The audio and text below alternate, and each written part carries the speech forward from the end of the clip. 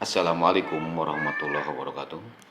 Perkenalkan, nama saya Abdullah, bertugas di SMA Kosgoro Kota Bogor dan Satminkal di SMA Negeri 7 Kota Bogor. Pada kesempatan ini saya akan menyampaikan materi pembelajaran yang terkait dengan hak asasi manusia.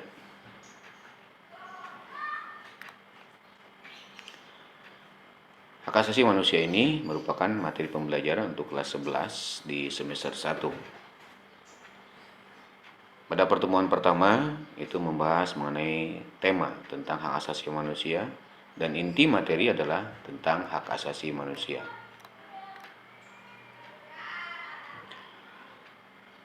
Yang pertama atau A adalah konsep hak dan kewajiban asasi manusia. 1. Makna dari hak asasi manusia. Apa sih yang dimaksud dengan hak asasi manusia?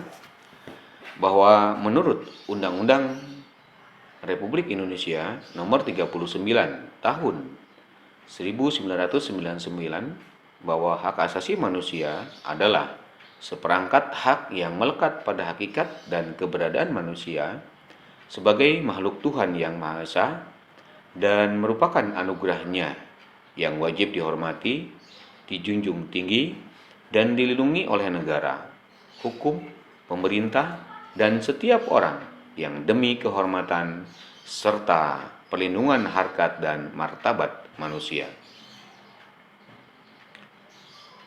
Hak asasi manusia antara satu dengan yang lainnya itu hanya setebal kulit ari. Artinya bahwa hak asasi manusia seseorang itu dibatasi oleh hak asasi orang lain. Oleh karena itu, kita tidak diperkenankan untuk sewenang-wenang melanggar hak asasi manusia, karena pelanggaran hak asasi manusia akan berdampak pada tindakan kriminal ataupun tindakan-tindakan yang menyangkut masalah yang berbenturan dengan aturan hukum. Karena itu, bahwa setiap orang wajib menjunjung tinggi hak asasi manusia. Sebagaimana kita ketahui bahwa kita adalah negara hukum yang wajib menjunjung hukum dan wajib menjunjung hak asasi setiap manusia. Yang kedua adalah makna kewajiban asasi manusia.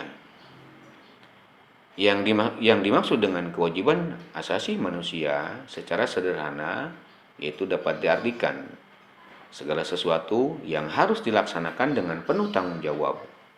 Hak dan kewajiban asasi merupakan dua hal yang saling berkaitan.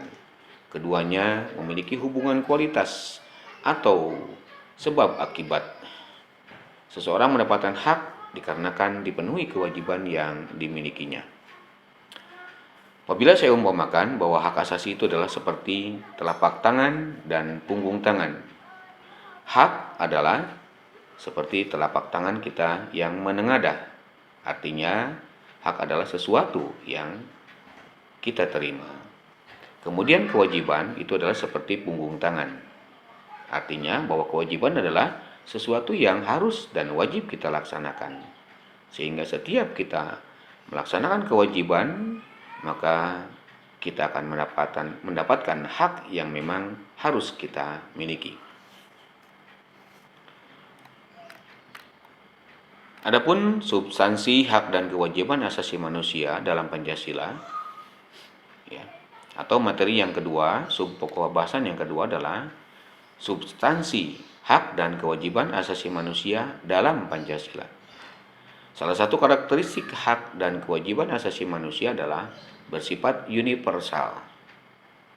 Artinya bahwa hak dan kewajiban asasi merupakan sesuatu yang dimiliki dan wajib dilakukan oleh setiap manusia di dunia tanpa membeda-bedakan suku, agama, ras maupun golongan dan unsur-unsur yang lainnya yang bisa menyebabkan terjadinya pelanggaran hak asasi manusia.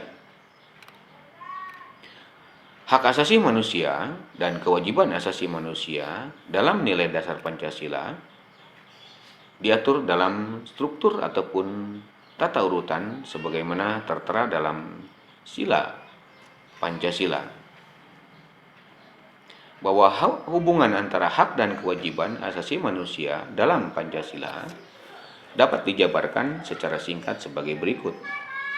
Yang pertama adalah ketuhanan yang Maha Esa, yaitu menjamin hak kemerdekaan untuk memeluk agama, melaksanakan ibadah, dan kewajiban untuk menghormati perbedaan agama.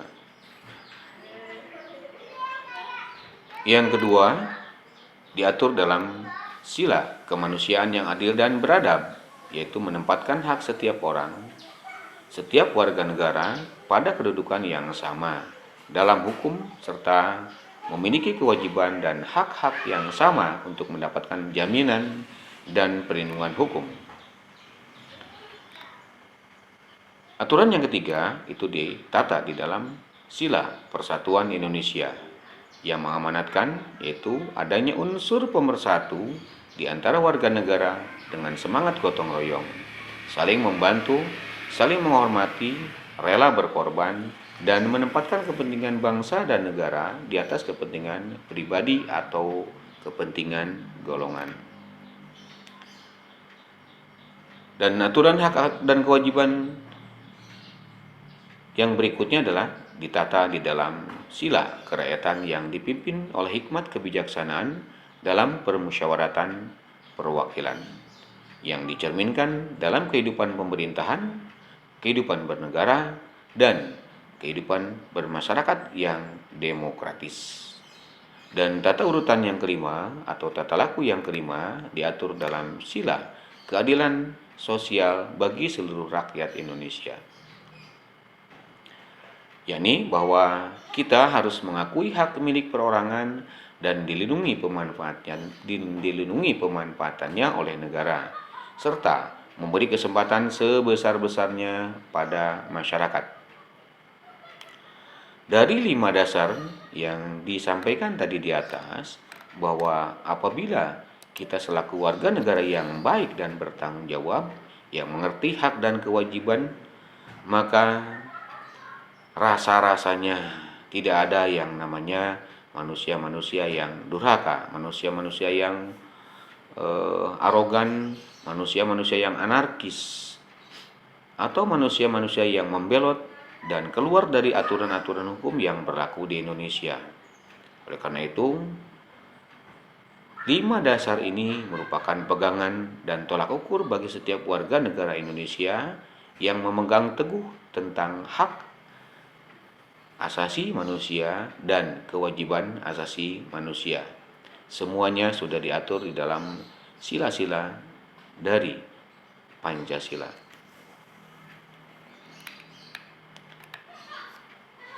Yang berikutnya adalah hak dan kewajiban asasi manusia dalam nilai instrumental Pancasila. Nilai instrumental merupakan penjabaran dari nilai-nilai dasar Pancasila. Nilai instrumental sifatnya lebih khusus dibandingkan dengan nilai-nilai dasar.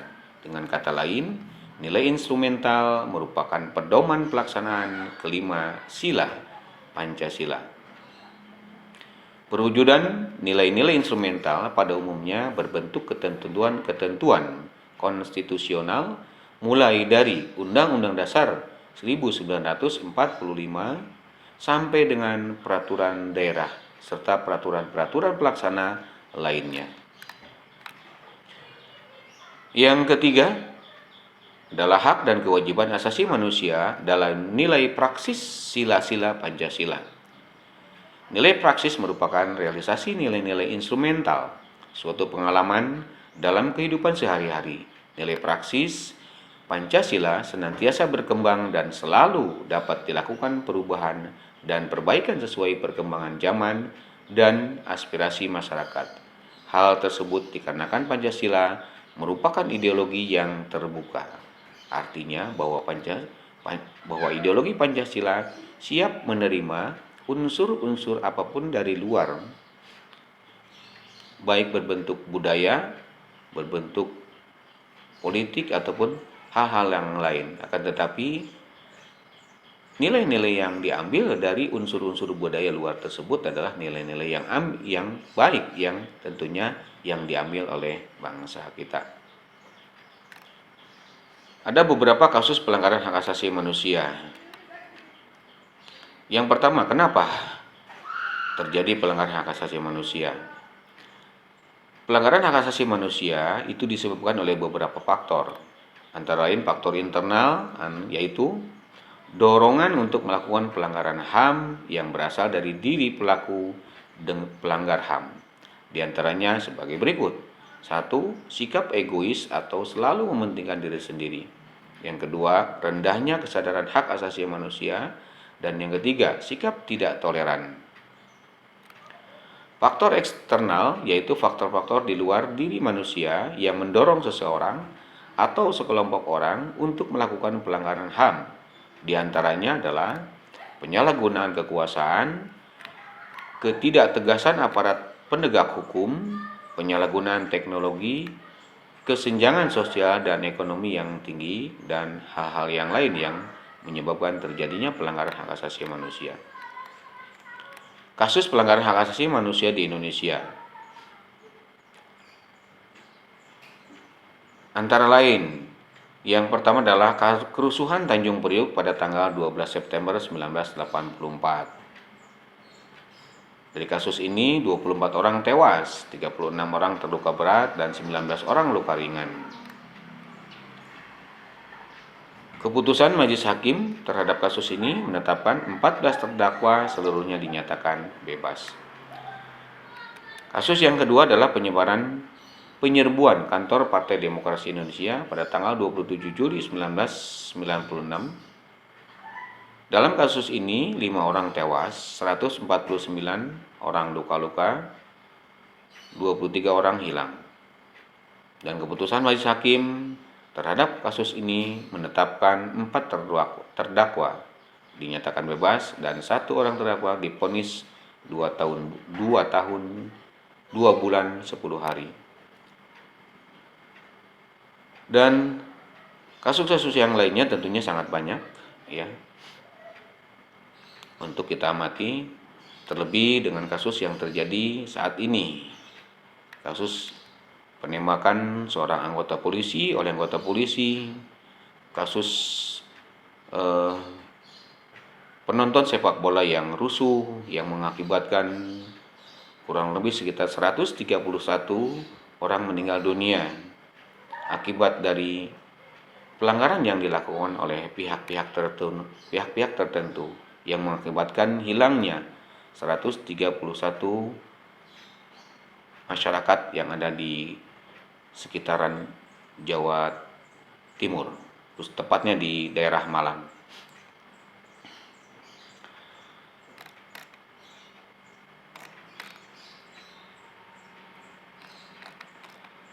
Demikian materi pertama tentang hak asasi manusia yang mudah-mudahan bermanfaat untuk kita semuanya.